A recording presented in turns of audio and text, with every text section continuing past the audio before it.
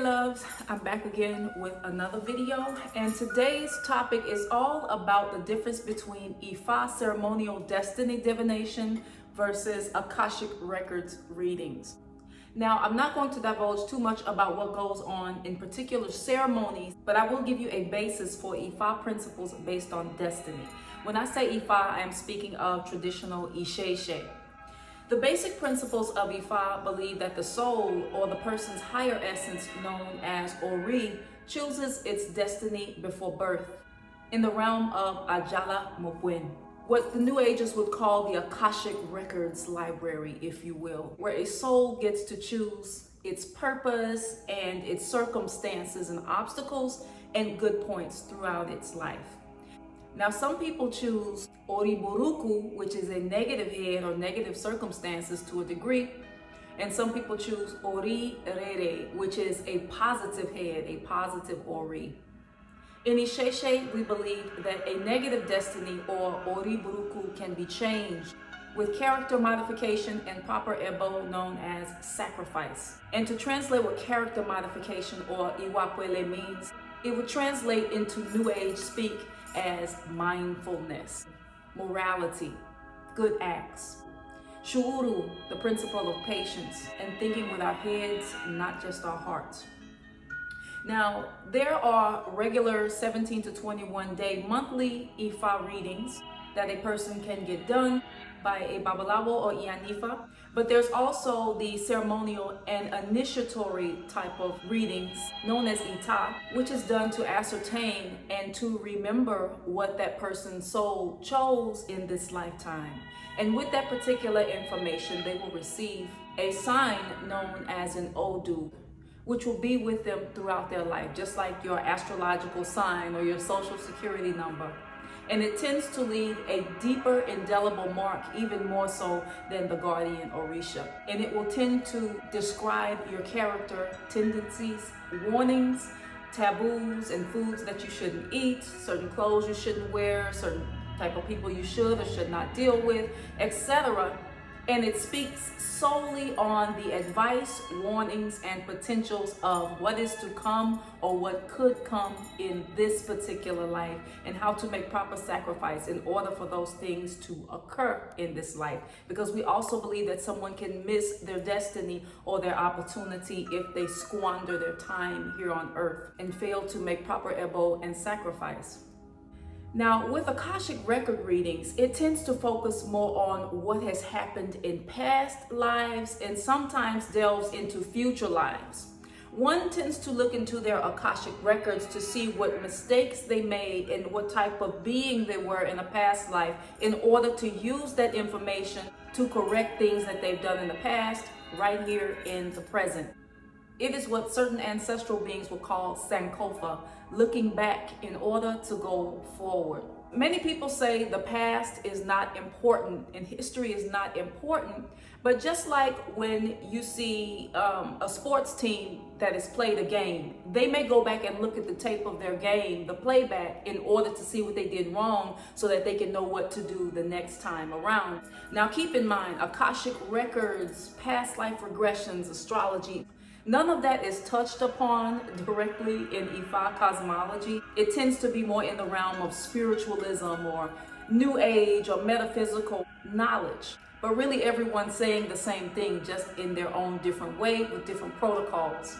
Also, past life regression is another form of looking into your Akashic records, but the difference is past life regressions are usually done via hypnotherapy, where you are actually seeing the visions and you are telling the hypnotherapist what you're seeing. They're not telling you. Whereas with an Akashic record reading, they tend to do the Akashic record traveling for you and coming back to glean the information to you. So it's more like a reading.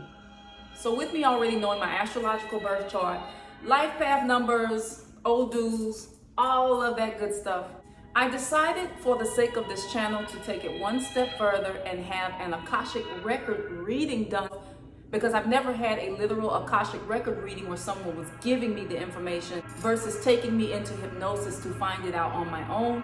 So I thought it would be a good idea to be a guinea pig and give it a try to kind of give you an example of how it's done. Other trained specialists may do it differently, so this is my personal experience.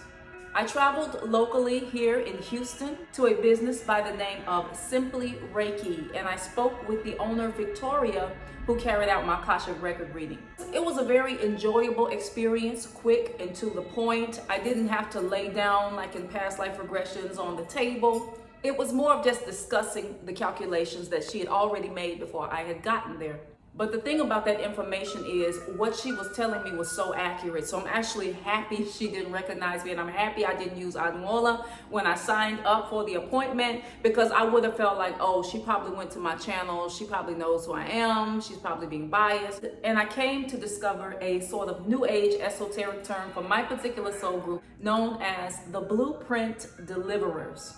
So I'm going to share pieces of my Akashic record appointment with you all, but I'm going to omit the parts that are personal, that I don't think are necessary to share on this channel, just to give you a taste and an idea of what an appointment can be like. Another thing I would like to note to you all is I know that there are certain diverse groups that watch this channel, and I just want to remind you that a lot of esoteric information such as past life regression, hypnosis, Akashic records, that tends to be more outside of the realm of Afrocentrism or African spirituality or Moorish cosmology. Other types of diverse groups tend to delve into this particular knowledge that has been lost to many of us melanated beings at this time. So I'd like to encourage you to look past your own cultural, racial, and social lens in order to open your mind to discover a different layer of who you are via Akashic records readings, hypnosis, and past life regression. So the information that comes up tends to confirm what you already know about yourself, or at least have a hunch about. So if you decide to do anything like this, feel free to leave it in the comments section. If you've done this before, share your experiences with me. I look forward to hearing them. The information left a profound impact. Some of the more negative aspects of the session I had to kind of digest and take a few days to marinate on, but overall it was very positive, useful energy that I can put to use currently in my life path and in the life path of those I love and teach. Most Akashic records readings and past life readings won't go through all of your different lifetimes. It will only touch on one specific lifetime at a time, because we've had many lifetimes before, because it takes at least an hour to 3 hours to sort out that one lifetime alone. And it is my wish as a blueprint deliverer that more of you become more involved in knowing yourself more than anything else, because if you know more about who you were and who you were meant to be in this life, then you can create a better you for tomorrow, and your future self will thank you profusely. Peace and bliss.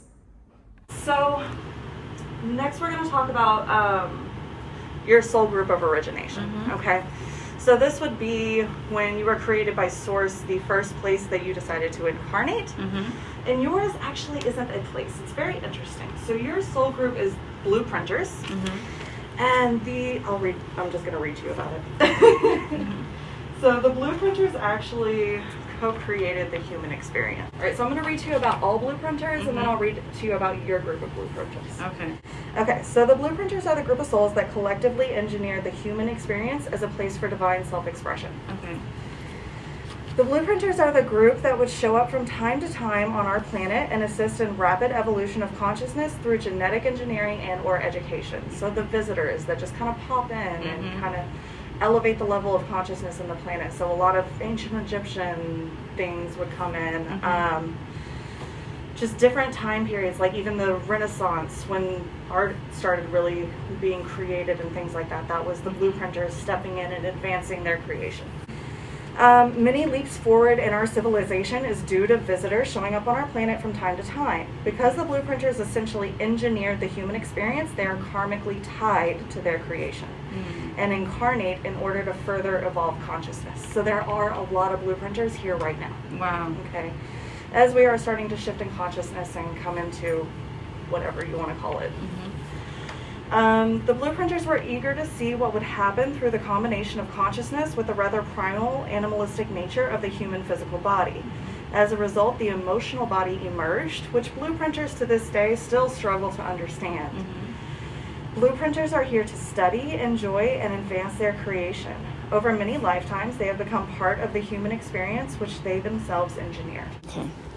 So once they decided that they were going to create humanity, whichever branch of that soul group decided that they were going to create and engineer this new type of humanity, they would have started their own soul group, basically.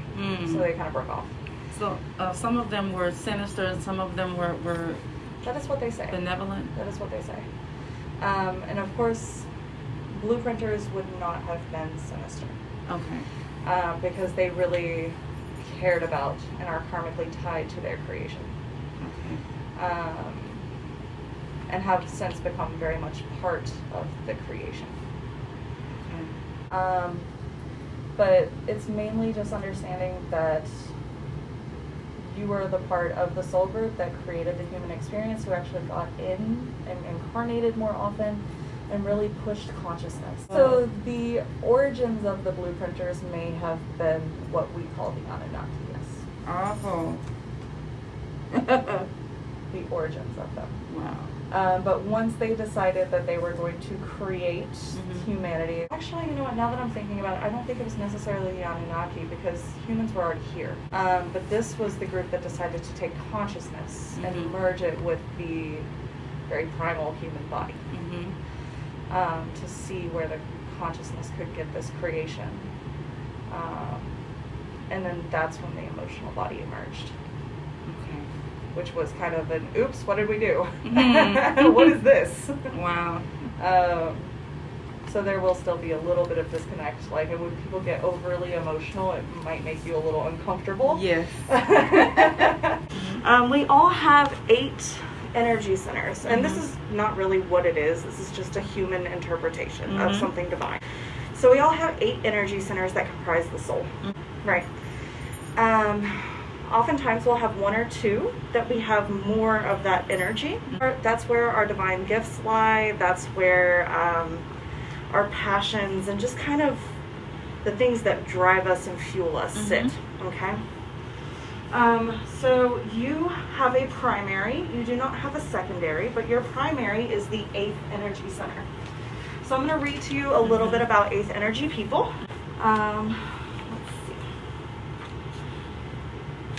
And this is kind of the highest energy center that there is. They somewhat correlate with chakras, but not exactly. Okay. It's not the same thing at all, but they do have similarities. So as the 7th chakra, I'm sure you're a little familiar with the chakras. 7th chakra is the crown, right? Right. So the 8th energy center is divine wisdom. So this is probably why you are so drawn to spirituality and things of the sort. Let me find it.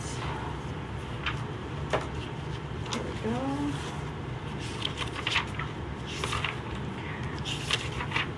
All right, so we have access to divine wisdom through oneness with all. And souls centered in this energy bring this connection to the inherent wisdom of the universe into the physical world. Okay, so it's all about bringing the divine known conscious wisdom down into this 3D reality. These souls are here to show us how to find our own answers, how to live and operate from universal truth and in alignment with universal law. They help us break free from the illusions of limitation that are pervasive throughout our society, and help us understand how to work with universal law to create our own experience. Okay. They are thoughtful, introspective people and are excellent listeners. They give amazingly insightful, succinct advice rooted in the principles of universal law. Okay, questions so far? No. They have uncommon common sense and know when people are trying to run a bypass on the laws that govern creation. Wisdom is very concise. Often these people don't say much, but what they have to say is profound. Because much of our world and society is not rooted in universal law, the way we live may not always make sense to them, and childhood may have been difficult because of social conventions they had to participate in. They are deliberate, thoughtful decision makers and can help others see through their own illusions, false self-perceptions, and negative beliefs, and ground their choices in universal law. Okay. They are very reasonable and highly principled. They often embrace logic and common sense over emotionality. That doesn't mean that you don't feel and get caught up in emotions. It's just you'll see the bigger picture, okay? They at times decide that people are stupid in general. It's quoted. It's not actually true, but it's, you know, and wisdom may shift into spiritual and intellectual arrogance. They can become very impatient and fed up with people in general. Because the world's societal systems are not necessarily based on wisdom, they may withdraw from the world and stay on the outside of social conventions or even become quite contrary to them. Okay, so any questions about any of that? Okay, what do you do professionally, if I could ask? Actually, I am a blogger. I have a spirituality channel. Cool. I practice African spirituality. Okay. I'm in, have you heard of Orisha? So do you practice Ifa? Or? Yes. Okay, yes. great. And that's the basis of my channel. And with Ifa, they speak of destiny, but not in the form of Akashic records. I'm like, let me try this angle from the Akashic record level. So that's what got me so curious, because a lot of people asked me about it. Wait, and I was can like, you take off your mask? I have seen your YouTube videos. Have you? Hey girl, yes! Oh my gosh, I have totally watched your videos before. Wow. You're pretty popular. Am I? Yeah, Oh, you got a lot of very cool. It's great to have you. Yes, thank you. Okay. So it can affect us in different ways, depending on what's in there. Let me see. For yours, yeah, we're just looking at one past life. So really, the only things from the past life was that one past life that you lived. And with that, there was no unjustified karma or anything like that. There was nothing else other than the vows. And you already have a very strong connection with spirit. I don't know if you have trouble with like being tired sometimes and not knowing where the fatigue is coming from.